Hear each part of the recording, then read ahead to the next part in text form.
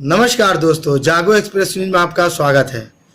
गोरखपुर विश्वविद्यालय पंडित दीनदयाल विश्वविद्यालय के रसायन शास्त्र विभाग के वैज्ञानिक से भारत की समस्याओं पर चर्चा करेंगे। मेरे साथ जुड़े हुए हैं डॉक्टर सोम शंकर दुबे जी। आप दुनिया के वैज्ञानिकों के कार्यों के आधार पर मूल्यांकन करने वाली विश्व की सर्वोच्च संस्था एड साइंटिफिक द्वारा आपको भारत के प्रमुख रसायन शास्त्रियों में चिन्हित करते हुए वर्ष 2021 में सम्मानित करते हुए सर्टिफिकेट भी दिया है। हम आपको इस उपलब्धि के लिए बधाई देते हैं। स्थानीय बनारस हिंदू यूनिवर्सिटी से ज्ञात हुआ है कि आप यहां परीक्षा लेने के लिए आमंत्रित हैं, तो इस अवसर का लाभ हम अपने चैनल के दर्शकों के लिए भारत की कुछ जटिल समस्याओं पर आपके विचार संग्रह करना चाहेंगे। तो हमारा पहला प्रश्न यह है कि सर, रसायन शास्त्र ही वह शास्त्र है जिससे नए पदार्थों की रचना, दवाइयों के निर्माण की दिशा मिलती है। इस समय भारत के बेरोजगारी की समस्या से त्रस्त है। इस पर आप रसायन शास्त्र की पृष्ठभूमि में कोई मार्ग सुझाएंगे? धन्यवाद। जागो एक्सप्रेस के टीम और जागो एक्सप्रेस के व्यूअर्स को सबको नमस्कार। रसायन शास्त्र या जो केमिस्ट्री हम बोलते हैं उससे काफ़ी कुछ किया जा सकता है और तरह तरह के रासायनिक पदार्थ ही हैं जो कि वो तेल में उपयोग होते हैं, दवाइयों में उपयोग होते हैं, बूट पॉलिश में, खाने पीने के सामान में भी वो मिलाए जाते हैं प्रिजर्वेटिव के रूप में, और आपके मटेरियल्स और मेटलर्जी में भी वही केमिकल्स का इस्तेमाल होता है, अलॉयज बनाने में, लोहा बनाने में, स्टील बनाने में। तो एक तरीके से हम ये देखते हैं कि केमिस्ट्री ही है जो कि हर जगह पे है। और एक विशेष रूप से अगर हम केमिस्ट्री को छोड़ दें तो paint industries, cement industries, glass industries और मटेरियल एंड मिनरल इंडस्ट्रीज जैसे हैं फौलाद, जस्ता, ये सब प्रोसेसिंग है। इन सब इंडस्ट्रीज के भीतर जितने भी केमिस्ट्री इन्वॉल्व है उनमें अगर हम और विस्तार लाएं, उनको और आगे बढ़ाएं और इंडस्ट्रीज लगाएं तो जरूर है कि हमारे युवकों को उनमें एसिमिलेट करने का, उसमें नौकरी पाने का व्यवस्था मिलेगी। और जो हमारे साइंस ग्रेजुएट हैं, बेसिकली जो फिजिक्स, केमिस्ट्री, मैथ पढ़ के निकलते हैं, उनको बहुत अच्छे तरीके से नौकरी मिल सकती है। और हमारे गोरखपुर विश्वविद्यालय में तो एक सबसे अच्छा वो है कि हमारे यहाँ इंडस्ट्रियल केमिस्ट्री भी चलती है जो कि बीएससी में भी पढ़ाई जाती है और एमएससी में भी है। तो उन तरह के जो बच्चे, उनकी जो टीचिंग है, उनकी जो कोचिंग है, वो उसी तरीके के कि इंडस्ट्री में जाइए और केमिस्ट्री का कितना ज़्यादा से ज़्यादा इस्तेमाल करके अच्छे से अच्छा प्रोडक्शन, अच्छे से अच्छा प्रोडक्ट बनाइए। तो अगर इस तरीके के बालकों का इस्तेमाल हम लोग करें, इस तरह के कोर्स सब्जेक्ट का इस्तेमाल करें और इन पे आधारित हम उद्योग लगाएं, उसी से खाद बनेगा। केमिस्ट्री ही है जो खाद की बात करती, केमिस्ट्री है जो पेंट इंडस्ट्री से बात करती, केमिस्ट्री है जो कि आपके drugs, dyes, colour, preservatives, oil, scents, paint, सब कुछ उसी। हम ये भी देख रहे हैं कि हमारे पेपर इंडस्ट्रीज, इंक, आप देख रहे होंगे कि हमारे कंप्यूटर और इसके पेरिफेरल्स की यूजेस बहुत बढ़ गए हैं। कलर प्रिंटिंग्स, कलर जेरोक्स और ब्लैक एंड वाइट प्रिंटिंग्स, तरह तरह के प्रिंट्स, बैनर्स, ये सब आ रहे हैं। इसमें सारे बैकग्राउंड में तो केमिस्ट्री ही इन्वॉल्व है। आपको हम लोग क्या करते हैं कि बाहर से सामान मंगा लेते हैं, चाइना से इंपोर्ट कर लेते हैं। इन सब चीज़ों की बहुत छोटी छोटी चीज़ें ये हम अपने देश में बना सकते हैं और जितना ज़्यादा इनको बनाने की कोशिश करेंगे, इनको कुटीर उद्योग में अगर हम ले आते हैं, ये इंक जो है, कार्ट्रिज जो बनता है, उसके भीतर का जो स्याही है वो कार्बन है, उस तरह के इंक और उसमें एडहेसिव जो डाल के हम बनाते हैं वो बहुत आसानी से यहाँ बन सकता है। तो सस्ते दाम में तैयार होगा और इस्तेमाल भी खूब। हमारे यहाँ बहुत ज़्यादा प्रिंटर्स हैं ये सब। पेपर पल्प की जो बातें हैं, रिसाइकलिंग, कागज हमारे यहाँ बनता तो है, उसको रिसाइकलिंग करके फिर से उसको हम कागज दोबारा बना के यूज करते हैं। इस तरह की सारी इंडस्ट्रीज केमिकल इंडस्ट्रीज के रूप में आ सकती है। हाँ, केमिस्ट्री और केमिकल टेक्नोलॉजी अब दो सब्जेक्ट हैं। केमिस्ट्री जब वो इंडस्ट्री में जाती हो तो केमिकल टेक्नोलॉजी या केमिकल इंजीनियरिंग में बदल जाती है। अगर वो बायो में जाती है तो बायोटेक्नोलॉजी बायोकेमिस्ट्री में बदल जाती है। इन सब चीज़ों को हम काफ़ी कुछ यहाँ कर सकते हैं। दवाइयों में हम काफ़ी महारत है हमारा, विश्व में काफ़ी कुछ 70% तक दवाइयाँ हम बना के पूरे विश्व को देते हैं दवाइयाँ।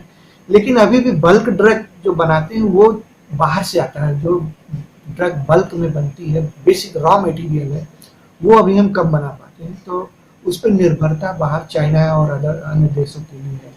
अगर वो चीज़ें भी हम दवाइयों को ही बनाने लगे तो दवाइयाँ और सस्ती हो जाएगी। तो ये हम ये देख रहे हैं कि केमिस्ट्री जो है वो हर जगह है, रसायन शास्त्र का इस्तेमाल हर जगह है। और अगर इसको हम सही से इस्तेमाल कर लें, सरकार इसको सही से इस्तेमाल कर ले, तो रोजगार बहुत मिलेंगे। और इसमें बहुत ज़्यादा पढ़ने की ज़रूरत नहीं है, सारी तकनीकी हमें मालूम है। और तकनीकी पे काम करने के लिए हमको बालक बालिकाओं को सही दिशा में ट्रेनिंग दे के उनको लगा देना है। केमिस्ट्री वेल एस्टेब्लिश्ड है हर चीज़ के लिए, कि पेंट बनाना है तो क्या क्या चीज़ लेना है, उसको किस तरह मिक्स करना है, किस ऑयल में डालना है, और तैयार हो जाए। बस हमको चाहिए रॉ मटेरियल और उसको बनाने वाला, और बना के हम उसको मार्केट में लॉन्च कर सकते हैं। अच्छे से अच्छे पेंट बन सकते हैं। आप लोग देखेंगे सिलिकॉन पेंट्स हैं जो कि वेदर प्रूफ है, जिनके ऊपर न गर्दा के असर होता है न पानी का असर होता है। ये सब तकनीकी बहुत 40-50 साल पहले ही डेवलप हो चुकी है, उसमें शोध हो चुके हैं। अब उन चीज़ों को मार्केट में लाने की ज़रूरत है। विदेशों से खरीदने की जगह पे हम अपने यहाँ उनको बनाएं और अपने बच्चों को रोजगार दें। यही सबसे बड़ा हमारा कर्तव्य बनता है।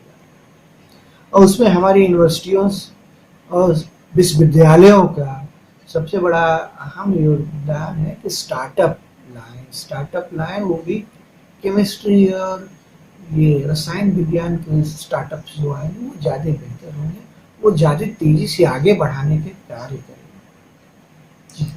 ये मेरा दूसरा सवाल है सर, जो है सरकार को अनुपातक विषयों और दिशाओं पर बल देकर क्या ये माना जाए कि बेरोजगारी की फौज बढ़ा रही है और विज्ञान तकनीकी पर, कृषि और ऊर्जा पर विशेष ध्यान देकर ही रास्ता निकलेगा? देखिए, कृषि और ऊर्जा में हम 2-3 समस्याएं हैं। एक तो बारिश नहीं होती है, तो उसको हमें देखना होगा कि क्या रसायन शास्त्र के या वायुमंडलीय रसायन शास्त्र के जो इन्वायरमेंटल केमिस्ट्री है उसको किस तरीके से इस्तेमाल करते हुए जो हमारे पास संचित ज्ञान है, अपने वातावरण को पहले कैसे शुद्ध किया जाए। क्योंकि वातावरण इतना दूषित हो गया है, उसके कारण से बहुत से बदलाव देखने को मिल रहे हैं। बारिश समय पर नहीं होता, गर्मी बहुत ज़्यादा पड़ता है, ठंड का समय घटता जा रहा है। इन सब चीज़ों को अगर हम अब से दुरुस्त करना शुरू करें तो कम से कम 20-25 साल लग जाएंगे उनको ठीक करने में। जो गंदगी हमने डाल दिया, जो पोल्यूशन कर दिए हैं, उनको हटाने में कम से कम 20 साल का समय लगेगा। तो इसमें भी केमिस्ट्री का रोल है। दूसरा है आपके खाद में हमको ये देखना है कि जैविक खाद और ऑर्गेनिक कंपोस्ट ये सब को ज़्यादा बढ़ावा देना है। इसके अलावा जो यूरिया और इन सब चीज़ों के भी प्रोडक्शन, उनको हम रोक नहीं सकते, उनकी भी ज़रूरतें कहीं न कहीं हैं, लेकिन उनको इस्तेमाल करने का एक वो लिमिट रखना होगा कि आप इतने सुपर न इस्तेमाल करें, इसके साथ और चीज़ों को मिला के आगे बढ़ाया जाए, एक ही खाद पे डिपेंडेंस न रखा जाए। तीसरा ये है कि जो हमारे ऊर्जा के उसमें समस्याएं आ रही हैं, सबसे बड़ी है कि अब बैटरी से संचालित वाहन आने ही है, आज नहीं तो कल नहीं तो परसों आ जाएंगे हमारे देश में, क्योंकि पेट्रोल और डीजल की कमी होती जा रही है विश्व में, और दूसरे इनसे प्रदूषण बहुत ज़्यादा हो रहा है। तो इस प्रदूषण को हटाते हुए बैटरी से संचालित गाड़ियों को लाना बहुत ज़रूरी है। और जब ये बैटरी से चलती हुई गाड़ियाँ आएंगी तो इनके बैटरीज के बारे में हमको बहुत ज़्यादा जानकारी अभी नहीं है, न बनाने की वो कला है। तो उस कला को और बनाने की जानकारी को हमें सीखना पड़ेगा, उसमें काफ़ी शोध करने पड़ेगा। बैटरियाँ तो हैं हमारे पास, लेकिन वो चार्ज होने के बाद कितनी देर चल पाएंगी, कितना शक्ति में हम भर पा रहे हैं बिजली के रूप में, इन सब चीज़ों को देखना होगा। कौन से केमिकल जो इसकी सबसे बढ़िया रूप में ऊर्जा को स्टोरेज के रूप में मान्यता दिया जा सके, उस सब चीज़ों को खोजना पड़ेगा। काफी रिसर्च करना होगा, और ये सब जो काम शोध के हैं इनको 1 2 3 साल के अंदर ही हमको कर लेना होगा, नहीं तो दूसरे देश वाले ये सब करके और वो अपने टेक्नोलॉजी को पेटेंट करके वो हमसे ज्यादा पैसा लेंगे उन्हीं चीजों को बेच के। तो इससे बढ़िया है कि हम उनसे खरीदें, इन पे काफी अच्छा रिसर्च करके बैटरी टेक्नोलॉजी पे, एनर्जी सिस्टम्स पे और बेसिक केमिस्ट्री, इलेक्ट्रोकेमिस्ट्री जो इन्वॉल्व होती है वहाँ पे उनको लगा के एक बैटरी सिस्टम ऐसा इवॉल्व किया जाए कि वो हर गाड़ी में लग जाए, और एक बार चार्ज करने पे वो आपकी गाड़ी को कम से कम 200-300 किलोमीटर चलाने की क्षमता रखे। अगर ऐसी बैटरियां हम लोग बना लें और चार्जिंग के लिए हम ये कोशिश करें कि सौर ऊर्जा को इस्तेमाल करें, सौर ऊर्जा को कन्वर्ट करें बिजली में, विद्युत में, और फिर उस बिजली से इन बैटरियों को चार्ज करें। तो हमारे पास 2 चीजें की समस्या आ रही है। एक तो बैटरी बनाना, बैटरी ऐसी बने जो हल्की हो लेकिन पावर खूब स्टोर करे। दूसरे सबसे बड़ी समस्या को उनको चार्ज करने के लिए हमारे पास बिजली नहीं है। उस बिजली को हम सौर ऊर्जा के रूप में पकड़ें और उसको उपयोग करें जिससे कि बैटरी हमारी चार्ज हो। क्योंकि ग्रिड का पावर वो तो कोयले पे या फिर आपके पेट्रोलियम प्रोडक्ट के ऊपर डिपेंडेंट है। बाहर से कोयला लाइए चाहे अपने देश का कोयला जलाएंगे, वो हमेशा प्रदूषण ही पैदा करेगा। इसलिए सौर ऊर्जा को विद्युत ऊर्जा में कन्वर्ट करें और फिर उस विद्युत से बैटरीज को चार्ज करके गाड़ियों को चलाने में अगर हम लोग यूज करते हैं तो बहुत ही उपयोगी होगा, प्रदूषण भी घटेगा, प्रदूषण हटेगा। और सबसे बड़ी बात यह है कि एक कंसेप्ट आया था, एक है अभी भी, कि हाइड्रोजन फ्यूल, हाइड्रोजन से गाड़ी चलाए। तो हाइड्रोजन भी कहाँ मिलेगा? हाइड्रोजन हवा में तो होती नहीं है, उसकी मात्रा हवा में बहुत कम है। तो उसको बनाने के लिए यही है कि हम पानी को तोड़ें, पानी के भीतर जो हाइड्रोजन और ऑक्सीजन है, उस पानी को तोड़ने के लिए भी हमको ऊर्जा चाहिए। तो वो सूर्य के रूप में ही, सूर्य के ऊर्जा के रूप में उपलब्ध है। उसको तोड़ने के लिए हमें बहुत से कैटलिस्ट चाहिए, उत्प्रेरक चाहिए, जिससे कि जल्दी से जल्दी टूट जाए, कम से कम ऊर्जा में टूट जाए। और हाइड्रोजन और ऑक्सीजन अगर बन जाता है तो उससे भी हम फ्यूल सेल्स के रूप में गाड़ियाँ चला सकते हैं। लेकिन उस पर भी काफ़ी शोध बचा हुआ है। शोध है तो वो खाली कागजों में है या पेटेंट में है, वो अभी इस्तेमाल हम लोग उनका नहीं कर पा रहे हैं। क्योंकि वो जो चीज़ अगर शोध में की भी गई है तो इतनी महंगी है, इतना ज़्यादा उसमें महंगा उत्प्रेरक लग रहा है कि वो आम जनता इस्तेमाल नहीं कर सकती। तो उन सब चीज़ों पे हमें काफ़ी सोच विचार करना है। वो सोच विचार बहुत जल्दी करना पड़ेगा, 3-4 साल के अंदर ही हमको वैकल्पिक ऊर्जा के रूप में रसायन शास्त्र इन सब चीज़ों का जवाब दे। सर, जिस तरह का जो है आप स्टार्टअप की बात कर रहे हैं, और मेरा सवाल भी बेरोजगारी पे था, जो है क्या नहीं लगता है कि इसमें सरकार थोड़ा सा जो है कछुए वाली चाल चल रही है, जो है जिसके कारण से बेरोजगारी दिन प्रतिदिन कुछ ज़्यादा ही बढ़ रहा है? तो आप जो बता रहे हैं बैटरी जो है से चलने वाली गाड़ियाँ जो है इसमें तेज़ी लाई जाए तो काफ़ी फ्यूल बचा सकते हैं और इस्तेमाल भी, उस पर निर्भर भी नहीं रह सकते हैं। इस पर क्या करना रहेगा? जी, अगर हम बैटरी से संचालित या हाइड्रोजन ड्रिवन व्हीकल्स या फ्यूल सेल्स इस्तेमाल करते हैं तो हमारी जो दूसरे देशों की निर्भरता है पेट्रोलियम प्रोडक्ट्स, महंगे पेट्रोल को खरीदने के लिए, वो हट जाएगी। दूसरा, हमारा वातावरण साफ सुथरा हो जाएगा। तीसरा, जो आपने कहा कि स्टार्टअप या गवर्नमेंट क्या कर रही, गवर्नमेंट तो एक सुझाव दे सकती है, गवर्नमेंट आपको मदद कर सकती है। अब तो हम सब लोगों का एक जिम्मेदारी बनती है कि एक साथ आए और अपने भीतर इतना बल पैदा करें, वो रसायन शास्त्र के रूप में हो, टेक्नोलॉजी के रूप में हो, बायोकेमिस्ट्री के रूप में, बायोटेक्नोलॉजी के रूप में हो, एक एजुकेशन का लेवल इतना अच्छे रूप में लाया जाए कि रिसर्च खूब अच्छे से हो और उन रिसर्च का एक पॉजिटिव आउटपुट आवे। वो रिसर्च हमारे यूनिवर्सिटीज के लैब के भीतर तक न बंद रह जाए या पेपर पेटेंट्स तक न रह जाए, वो बाहर आए, वो सड़क पे आए और पब्लिक को बेनिफिट दें, फायदा दें। तो सरकार तो गाइडलाइंस दे रही, सरकार काफ़ी कुछ धन भी दे रही है, स्टार्टअप के रूप में फंडिंग हमारे यहाँ सब यूनिवर्सिटीज़ को दे रहे हैं, इंडस्ट्रीज में भी, स्टार्टअप इंडस्ट्रीज, जो छोटे छोटे इंडस्ट्रीज, उनको ये भी मिल रहा है। ध्यान देने से ही नहीं होगा, हमको शोध भी करना होगा। एक आप कोई भी चीज़ के पीछे दौड़ेंगे, लेकिन अगर वो सही चीज़ नहीं होगी तो आउटपुट जो प्रोडक्ट बनेगा वो दोयम दर्जा का प्रोडक्ट बनेगा, फिर वो कुछ दिन बाद फेल हो जाएगा, तो हमारी इंडस्ट्री भी फेल हो जाएगी। तो पैसा गवर्नमेंट दे रही है, उसका ये नहीं मतलब है कि हम ऐसी चीज़ों को बनाना शुरू करें कि जो तेजी से बिके तो जरूर, लेकिन क्वालिटी ना हो। हमको ऐसा काम करना है जिसमें क्वालिटी हो और सस्टेनेबिलिटी हो। तो गवर्नमेंट की मदद लिया जाए, गवर्नमेंट और मदद करेगी, क्योंकि ये ऐसी चीज़ें हैं जहाँ पे बिना मदद के काम आगे नहीं बढ़ सकता।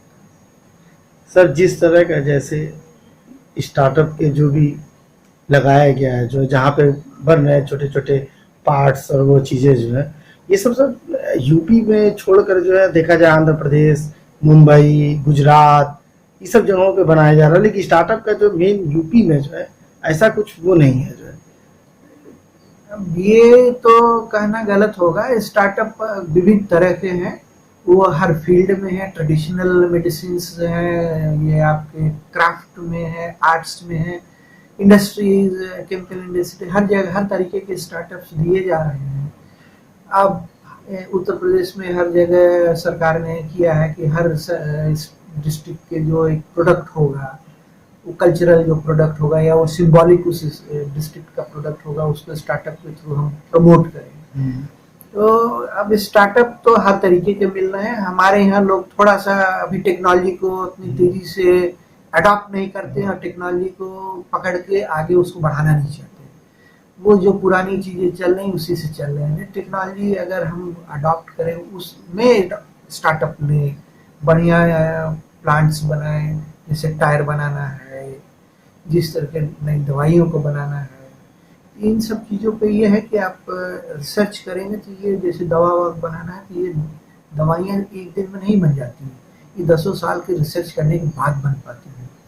तो उसमें जो आपका इन्वेस्टमेंट है वो बहुत ज़्यादा होता है, तो इसलिए लोग उसमें नहीं जाना चाहते, क्योंकि सब लोग चाहते हैं कि तुरंत पैसा निकलने लगे, इन्वेस्टमेंट का रिटर्न्स आने लगे।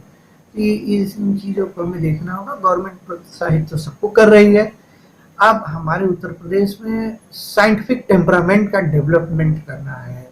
लोगों को देखना होगा कि हमको साइंस का सहारा ज़्यादा से ज़्यादा लेना होगा, तभी हम अपने प्रदेश को उत्तम प्रदेश बना पाएंगे। सर, विद्यार्थियों और नए जो शिक्षक हैं, क्या उनको संदेश देना चाहेंगे?